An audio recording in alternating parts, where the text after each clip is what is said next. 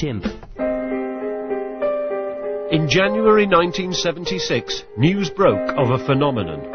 Pictures showed an upright, bald ape called Oliver, who appeared to be a cross between a human and a chimpanzee, what scientists refer to as a humanzee. The existence of Oliver represented the first really tangible bit of ostensible evidence for a human-chimpanzee hybrid.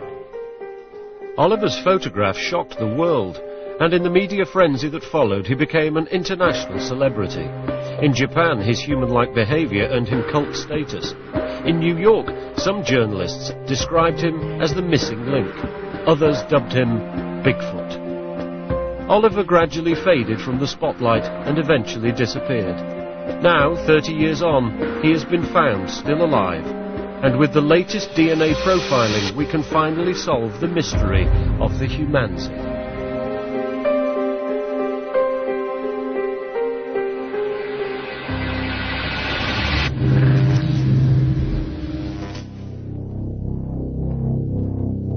This is Oliver, an ape who's become a living legend. Perhaps the only example of his kind. He's baffled science for the last 30 years. He's a great mystery. No one's ever been able to explain why he is different. Something is in there, more than an animal. To be in his presence, he's just strange. He's different. What first drew the public and the scientists to Oliver was his bizarre appearance and behavior. Psychology professor Gordon Gallup from the State University of New York in Albany will never forget the first time he set eyes on Oliver. I thought Oliver might be a humanzee. Oliver had some very peculiar morphological characteristics, facial characteristics that looked surprisingly human-like to me. To look at, Oliver is certainly no ordinary chimp. His head is bald and smaller than normal chimps. His jaw is not as pronounced as you'd expect, and his ears are pointed rather than rounded. His scent is different, and other chimpanzees want nothing to do with him. But it's his habit of always walking upright, something that normal chimpanzees just don't do, that made the scientists sit up and take notice. He'd been brought over from Africa as a baby in 1960 by animal trainer Frank Berger, and spent the first 16 years of his life with the Berger family at their home in Blackwood, New Jersey. Frank died a few years ago, but his widow Janet still trains chimpanzees to appear in films and on television. Her latest charge, Chippy, is no stranger to the camera. Good morning. Frank, when he was younger, my husband, he was a guide up in the Congo. His brother sent over 3 chimps. Well, 2 were chimps and 1 was Oliver. Oliver turned out to be very different from Chippy, or any other chimp she'd ever come across. When Oliver was I'd say about 4 or 5 months old, he just one day stood up and he was always up. Very, very seldom he ever put his knuckles on the ground. If he walked like a half a block, he would walk upright. This guy, if you walk a half a block, towards the end, he's can't make it, you know.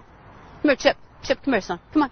Chippy, stand up. Up. Come on, walk. Come on. Up, up, up, up, up, up, up, up. Because of the way their hips are made, most chimpanzees can only walk upright when coaxed like this, and then only for short periods of time. Unlike Oliver, Chippy soon goes back to walking on all fours. Janet and Frank Berger found the upright Oliver wasn't very good for business, as their other performing chimps shunned him. It didn't seem to bother Oliver, as he preferred the company of humans anyway. But he used to come in the house and sit down and watch television and smoke a cigar, you know. You could give him chores. You'd say, put hay in the wheelbarrow and take it over there. And he'd look where you're pointing, he would take it over there.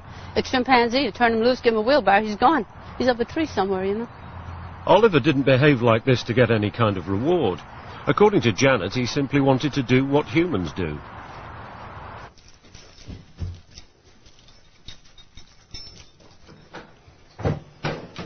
See, this is what a chimp does. Now, Oliver wouldn't do that. Oliver was like a little person. He knew how to wash his hands and Here, Chimp. That's typical Chimp. Look who's up here. Look, who's up there? Who's that guy? As Oliver reached sexual maturity, it wasn't simply being house-trained that singled him out from other chimps. He developed an interest in Janet Berger. You know, I always thought he was a cross between a human and a chimp. I did. The way he acted, I've been around chimps all my life, and he was altogether different.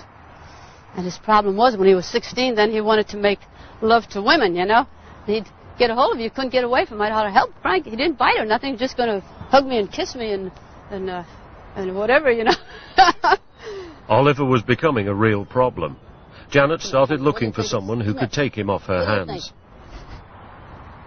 Don't put your face on it. Ah, don't lick it. Professional pianist Vincent Pace was a friend of the Bergers and had known Oliver for years. He knew that Oliver's sexual advances towards Janet were becoming serious and that something had to be done. She went in this particular day, and he became aggressive. And he turned her around quickly, put her head down, bent her over, and he mounted her. Vincent considered buying him. He even invited his mother along to meet this possible new addition to the family. Her reaction was typical of a first encounter with this unnerving creature. He walked out down the hallway exactly the way he walked the day I had seen him. Shoulders back, erect, very aware. And he walked directly over the table, and she yelled out, "Oh my God," she says, "get him away from me." Seeing Oliver face to face, she became convinced she was staring at the offspring of a human and a chimpanzee. By now, other people were beginning to notice this strange-looking ape, including a New York attorney, who had big plans for Oliver.